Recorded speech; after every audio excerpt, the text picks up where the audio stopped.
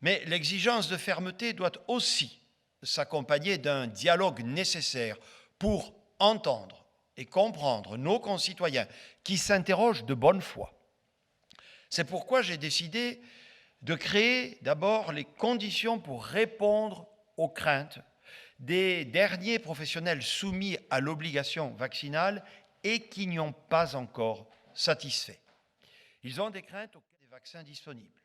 C'est ce travail de pédagogie que la communauté médicale de Guadeloupe a engagé depuis plusieurs semaines et que nous devons poursuivre et intensifier dans le cadre d'une instance de dialogue dont nous avons décidé ensemble ce soir la création. Il s'agit de convaincre et d'accompagner individuellement, humainement, chacun des professionnels concernés en prenant le temps nécessaire. Je veux aussi reprendre le travail.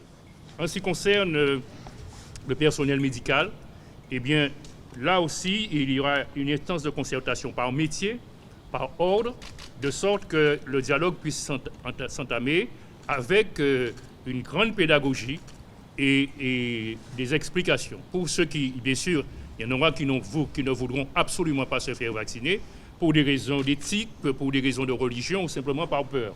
Eh bien, des mesures seront prises pour étudier la possibilité ou des possibilités de reclassement de ces personnes. Sur le second volet qui a été... Non, je ne peux pas dire que les conditions de retour au calme sont réunies.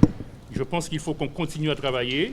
Nous n'avons pas voulu non plus, nous élus, nous substituer aux organisations syndicales qui sont en grève parce que je vous rappelle que c'est un collectif et qui ne nous ont pas donné, en fait, ce qui ne nous a pas donné délégation pour négocier à leur place. Nous avons pris notre responsabilité d'élus et nous avons demandé, face à la crise qui traverse notre pays, face à la violence, face à ce que nous n'avions jamais vu, même en 2009, eh bien, nous avons pris notre responsabilité, nous les élus, que sont légitimés par le peuple, nous avons estimé qu'il fallait demander cette rencontre. Et nous sommes 7 députés.